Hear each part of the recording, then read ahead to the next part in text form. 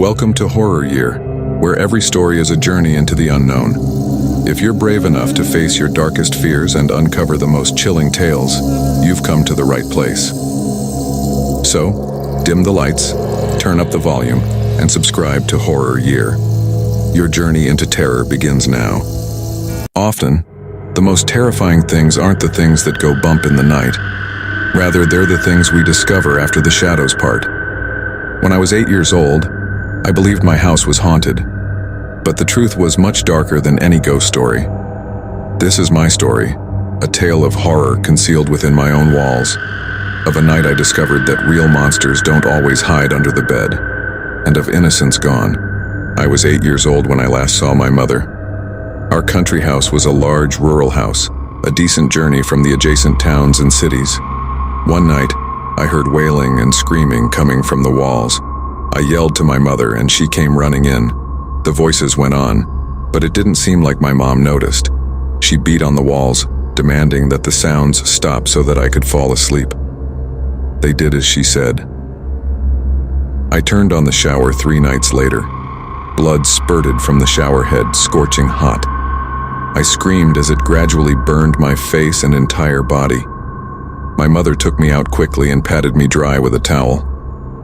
She cleaned me of the blood, causing the white cloth to become scarlet in the process.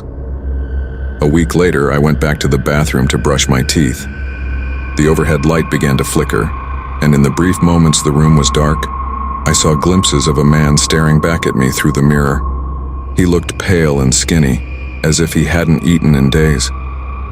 When the light stopped flickering and a bloody handprint appeared on the mirror, I almost wrote it off as an illusion. The last weekend before classes started was approaching. My closet door opened after I must have slept for a good 30 to 40 minutes as I was lying in bed. Inside stood a pale, slim woman who looked much like the man in the mirror. I didn't realize at first what I was seeing because it was so dark, but it became clear when the woman hurried to my bed and began strangling me. Her cold grip increased as she claimed that I had slain her husband. My mother stormed in at that point and swung an axe at the woman. The head of the woman slipped off completely onto my lap. I screamed in fear, and my mother told me to stop talking. "It's time I showed you something," she remarked. I seemed to remember. She took my hand and led me inside my closet. She led me along a narrow path that connected to each chamber and ran beneath the walls. My recall of everything I witnessed is still fuzzy. Maybe I just chose not to notice how awful the sights were. However, I do remember walking into the basement with my mother. Not our main basement, but a hidden second one hidden beneath the main one. I would rather not quote her exact words. Just know that she was terribly disappointed in me and that I should have kept quiet like a good kid. I have no idea why, if there is a cause at all. She started by biting my neck, then my shoulder. She ran her fangs down my arm, tearing as much flesh as she could contain. I cried and pleaded with her, but she would not listen. Right now, in a motion picture, someone would dash to the door in time to save me. A policeman, maybe. Potentially a friend or relative. I am here to tell my experience mainly because of my mother's deranged and insane attitude. Whatever motherly instinct and affection she still had came flooding back. She relaxed her hold and offered an apology. She left me lying on the ground, staring at the huge wounds she had inflicted on me, so that all I could do was gasp for air in place of screaming. Reaching over the wall, she took the phone and dialed 911. I know it was 911 because she told whoever answered the phone everything, even who she killed, and how, if they didn't arrive in 20 minutes, she was going to end my agony because I was dying on the floor. The police showed up after a quarter of an hour and searched the house.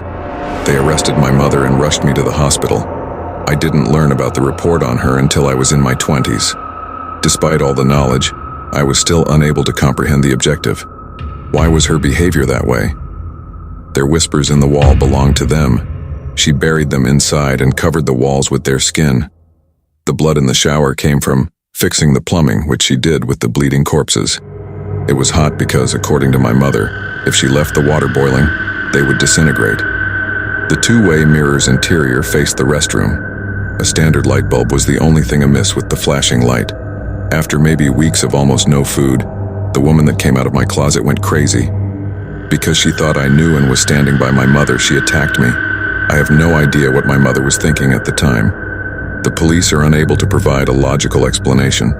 The thought that the person I trusted and loved could be capable of such unbelievable things ultimately frightened me more than the whispering in the walls or the faces in the mirrors.